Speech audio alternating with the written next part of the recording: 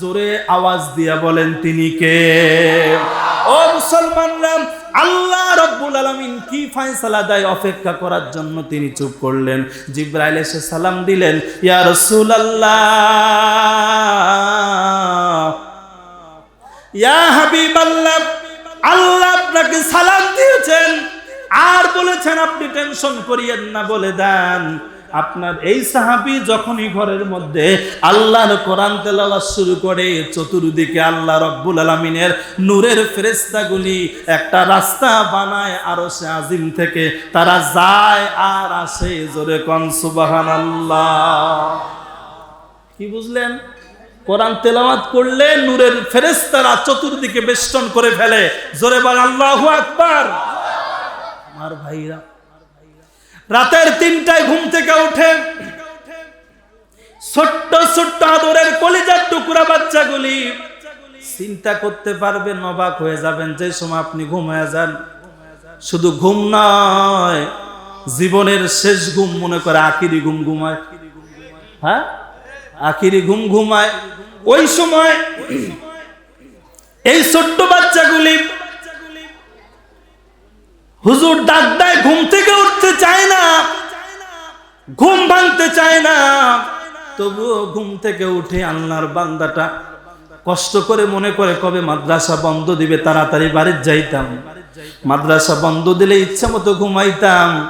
সকালবেলা ফজরের আগেই সবক দেওয়া লাগে, ফজরের পরে 7 সবক দেওয়া লাগে, আবার তেলাওয়াত করতে হয়, জোহরের পরে আমুক্তা দেয়।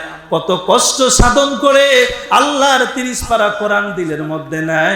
এরপরেও বলেন আমাদের দেশে এরম কিছু বাম আর রাম আছে, তারা এই সমস্ত ছোট্ট ছোট্ট মাদ্রাসা ছাত্র দেখলেই টিস্কারি।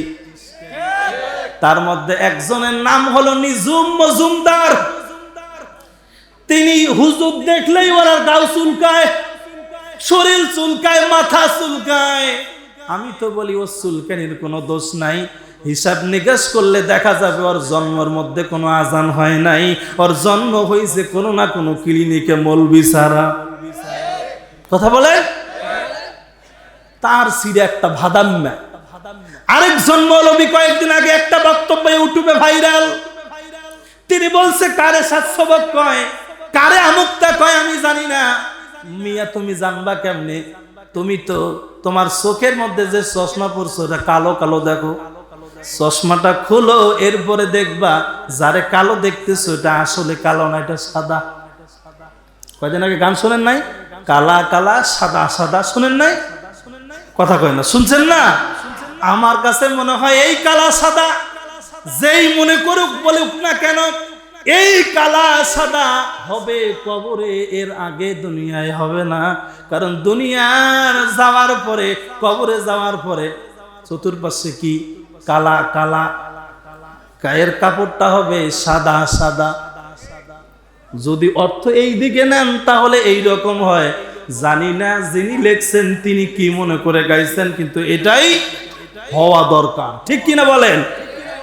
আল্লাহর বান্দারা, 4 মাযহাবের অন্যতম একজন লিডার, হাদিস বিশেষজ্ঞ ইমাম মালিক রহমাতুল্লাহ আলাইহি, নাম শুনছেন না? ইমাম মালিক রহমাতুল্লাহ আলাইহি ঈমান এবং ইলম দুইটার কথা আমি কোরআনের আয়াত থেকে বলছিলাম। আল্লাহ বলছেন যদি ঈমান আনার পরে ইলম অর্জন করে সম্মান বাড়িয়ে দিবে। আর জোরে বলেন কে? আসলে সম্মান কি জিনিস? ইজ্জত, সম্মান আর ক্ষমতা দুইটা এক জিনিস। হ্যাঁ, আরে ইরশাদ, আমাদের ওই যে সাবেক প্রেসিডেন্ট, কি ওর নাম, ডাবলু বুশ, ডাবলু বুশ, ওর কি ছিল? ক্ষমতা ছিল, কিন্তু কি ছিল না? ইজ্জত ছিল না। ক্ষমতা যদি পায়া অপব্যবহার করলো, ক্ষমতার কারণে জুতার বাড়ি খাওয়া লাগলো। আরে আমরা আমাদের দেশেও দেখেছি টাকলা মুরাদ,